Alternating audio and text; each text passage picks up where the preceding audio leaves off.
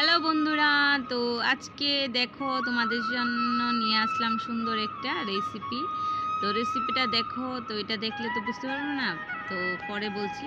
তো প্রথমে আমি রেসিপিটা কি বানাবো সেই জন্য আমি ব্যাটারটা নিয়ে নিলাম। তো ব্যাটারের জন্য কি কি লাগবে: ময়দা, বেসন, সুজি আর চালের গুঁড়া। তো সব কিছু এখন নিয়ে নেই, তারপর দেখাচ্ছি।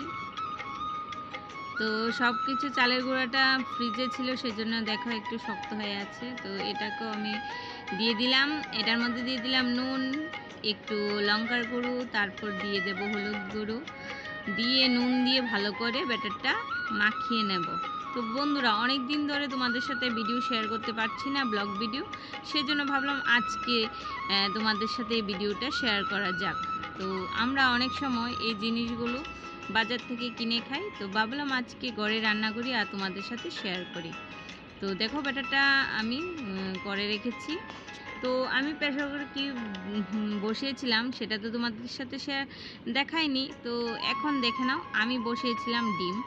তো আমরা বাজার থেকে অনেক সময় না ডিম পকোড়া, পনির পকোড়া খাই। তো সেই জন্য ভাবলাম আজকে ঘরেই বানানো যাক, ঘরের জন্য ডিম আছে।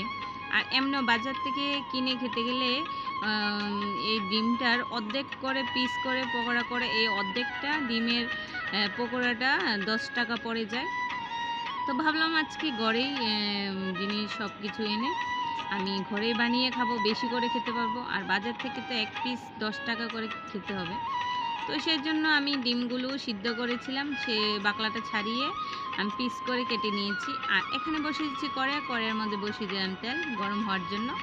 তো আর ব্যাটারটার থেকে আমি অল্প একটু নামিয়ে নিলাম, কেননা আমার তো বেশি লাগবে না, সেই জন্য অল্প একটু নামিয়ে নিয়েছি। তো আমি এখন সবগুলো ডিম, অর্ধেক ডিম, সেগুলো আমি ব্যাটারটার মধ্যে মাখিয়ে তেলের মধ্যে সুন্দর করে ভেজে নেব। তো সেম প্রসেসে তোমার সবগুলো ডিম আমি এভাবেই তেলের মধ্যে দিয়ে দেব, আর বারবার উল্টিয়ে পাল্টিয়ে একটু লাল লাল করে ভেজে নেব। তো তোমরা তো জানোই পকোড়া কিভাবে বাছতে হয়, সেটা তো আর আমি কি বলবো তোমাদের, তোমরা তো সেটা জানোই।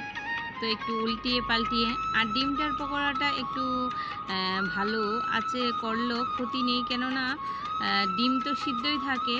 আর শুধু ব্যাটারটা একটু হবে তেলের মধ্যে দিলে একটু লাল লাল করে বাদামি কালার করে নেব। তো তোমরা দেখো কিভাবে আমি করে নিচ্ছি। তো আজকে সন্ধ্যার সময় এই কথাটা মনে আসলো যে না, আজকে তোমাদের সাথে একটা ব্লগ ভিডিও শেয়ার করা যাক, কেননা অনেক দিন ধরে তোমাদের সাথে ব্লগ ভিডিও শেয়ার করতে পারছি না, সেই জন্যই আজকের ভিডিওটা। তো আজকের ভিডিওটা এমনি তোমাদের একটু দেখালাম যে ঘরে বানিয়ে খেলে 10 টাকা না, অনেক টাকার খাওয়া যায়, আর কম টাকাতেই ঘরে বানিয়ে খাওয়া যায়। আর ভালো তেল, পুরান তেল না, নতুন তেল দিয়ে আমরা ঘরে বানিয়ে খেতে পারি। তো দেখো আমার সুন্দর করে বাদামি কালার তো করে নিলাম। এই হলো আমার ডিমের পকোড়া। আর কিছু ব্যাটার ছিল, সেই ব্যাটারের মধ্যে আমি এখন কিছু পনির পকোড়া করে নেব। তো বন্ধুরা, সেম পনিরটি ফ্রিজ থেকে নামিয়ে সুন্দর ব্যাটারটার মধ্যে মেখে তারপর সবগুলো পনির এভাবেই এক এক করে দিয়ে দিলাম তেলের মধ্যে। তো আমি এইগুলোও সুন্দর করে লাল লাল করে ভেজে নেব। তো দেখো বন্ধুরা, আমার কিছু লাল লাল করে ভাজা হচ্ছে। তো মোটামুটি হয়ে গেছে, আর একটু নেড়ে চেড়ে নামিয়ে নেব। তো বন্ধুরা দেখো, লাল লাল করে ভেজে নিয়েছি।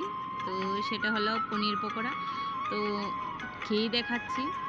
তো বন্ধুরা দেখো, পনির পকোড়াটা একদম মানে কি বলবো, বাজার থেকে কেনার থেকে অনেক অনেক ভালো হয়েছে।